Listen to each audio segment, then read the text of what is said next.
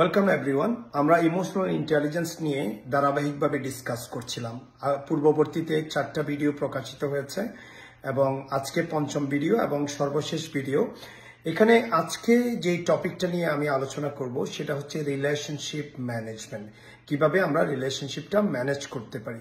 আগের যেই ভিডিওগুলো এবং সিরিজের যে পর্বগুলো আমি প্রকাশ করেছিলাম, এখানে প্রথমে ছিল ইমোশনাল ইন্টেলিজেন্সটা কি, বাট পরবর্তী 3টা ভিডিওতে মোস্ট ইম্পর্টেন্ট যে ডেভেলপমেন্টটা ছিল সেটা হচ্ছে ফার্স্ট অফ অল ছিল নোয়িং ইউরসেলফ, নিজেকে জানা। সেকেন্ড ছিল নোয়িং আদার্স, অন্যকে জানা। এবং যেটা থার্ড অর্থাৎ ফোর্থ ভিডিওর যেটা থার্ড সেকশন আমি দিয়েছি সেখানের মধ্যে নোয়িং দ্য কনটেক্সট অর্থাৎ এনভায়রনমেন্টকে জানা এবং সেটিংকে জানা এবং সিচুয়েশনটা বুঝতে পারা এবং এটাকে কাজে লাগানো। তো রিলেশনশিপ ম্যানেজমেন্টটা করতে হলে আপনাকে এই 3টা কম্পোনেন্টকে কাজে লাগাতে হবে। কারণ অলওয়েজ মনে রাখতে হবে, আমরা যখন একটা কোম্পানিতে কাজ করি অথবা কোম্পানিকে লিড করছি, এখানে আমার দৃষ্টিকোণ থেকে 3টা সাইড থাকে। একটা হচ্ছে যে আমি, অন্যরা এবং এনভায়রনমেন্ট।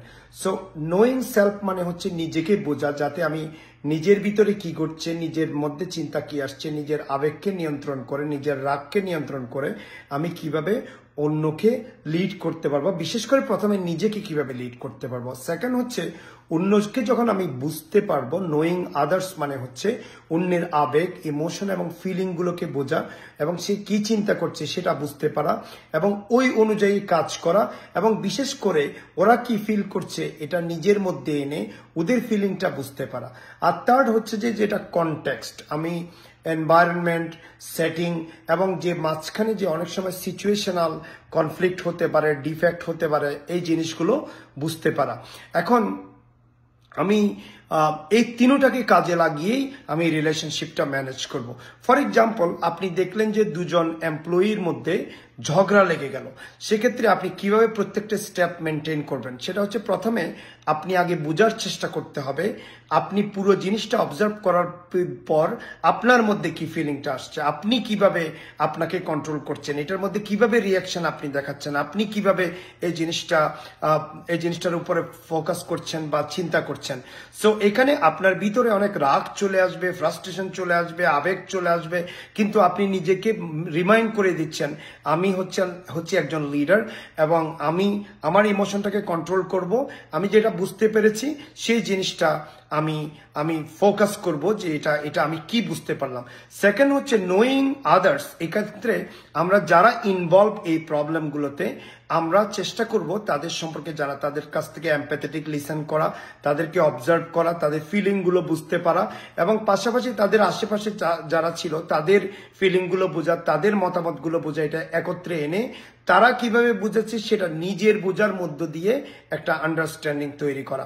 আমরা যখন শুধুমাত্র তাদের কাছ থেকে ইনফরমেশন নিব তা নয়, যখন তাদেরকে বুঝতে পারবো তখন তারা এই জিনিসটা সম্পর্কে আমি অ্যাজ এ লিডার আমার প্রতি রেসপেক্ট এবং কেয়ারটা আসবে। তারপর হচ্ছে টোটাল এনভায়রনমেন্টটা বুঝতে পারা। এমনও তো হতে পারে যে এই দুজনের মধ্যে কনফ্লিক্ট তৈরি হয়েছে, এটার কারণ হচ্ছে যে আমাদের কোম্পানিতে যে প্রসেসগুলো থাকে এই প্রসেসগুলো যে কোনো কারণে অস্পষ্ট ট্রেনিং ছিল বা প্রপার ট্রেনিং ছিল না, বা আমার এমপ্লয়িদেরকে আমি প্রপারলি হেল্প করি নাই, যার কারণে তাদের মধ্যে বেগ অস্পষ্ট ধারণা থাকার কারণে তারা কাজ করতে গিয়ে ভুল করে ফেলেছে। ভুল করতে গিয়ে একে অপরকে হয়তো যে ব্লেম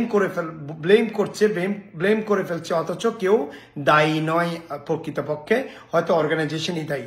তো আমরা যখন এইসব সবকিছু বুঝে আমি আমার আবেগকে কন্ট্রোল করে, আবেগকে নিয়ন্ত্রণ করে, আমাকে লিড করে আমি আমার এমপ্লয়িদের আবেগগুলো, তাদের ফিলিংগুলো, তাদের কথাগুলো বুঝতে পারা এবং শুনে এবং টোটাল প্রসেসের যে প্রবলেমগুলো সেটা আইডেন্টিফাই করে যখন আমি টোটাল একটা সমাধান দিব, এতে আমি নিজেকে লিড করলাম এবং অন্যদেরকে সাথে সম্পর্কটা ভালো করলাম।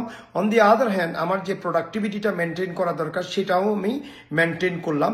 অল টুগেদার রিলেশনশিপ ম্যানেজমেন্ট হচ্ছে যে পিপলের মধ্যে রিলেশনশিপটা মেনটেন করা অ্যাজ ওয়েল এস এমপ্লয়ি প্রোডাক্টিভিটিটা ধরে রাখা এবং মোর অফ একটা কনফ্লিক্ট থেকে শুধুমাত্র সমাধান নয় আরো একটা বেটার সম্পর্কের দিকে এগিয়ে যাওয়া। সো আমি সবাইকে রিকোয়েস্ট করব যেন যে জিনিসগুলো আমি এখানে শেয়ার করেছি শুধু ভিডিওতে নয়, এই ভিডিওর সাথে যে ডেসক্রিপশন আছে এগুলো আবার খুব ভালো করে স্টাডি করবেন। প্লাস আগের 4টা ভিডিও আপনি খুব মনোযোগ দিয়ে আবার একটু স্টাডি করবেন, তাহলে আপনি ইমোশনাল ইন্টেলিজেন্স সম্পর্কে একটা মোটামুটি একটা বেসিক ধারণা আপনি পাবেন। কারণ ইমোশনাল ইন্টেলিজেন্স খুবই গুরুত্বপূর্ণ একটা জিনিস। Emotional intelligence is 4,000 times more powerful than any other leadership skill. So emotional intelligence যত আপনি বাড়াতে পারবেন, ইমোশনালি আপনি যত ইন্টেলিজেন্ট হবেন, তাহলে আপনি তত ভালো লিডার হবেন, সবার মধ্যে জনপ্রিয় হয়ে উঠবেন, প্রোডাক্টিভ হয়ে উঠবেন। And on the other hand আপনি লিডার হিসেবে ধাপে ধাপে ধাপে ধাপে আপনি নিজেকে উঁচুতে নিয়ে যাবেন। So I hope you enjoy this series. This is your leadership coach Mohammad Akbar Hussain from executive in Florida. I'll see you in the next video, next series or next topic. Until then, please keep practicing. কখনো ভুলে যাবেন না যেটা শিখেছেন এটা যেন practice করেন। I'll see you in the next video. Thank you so very much.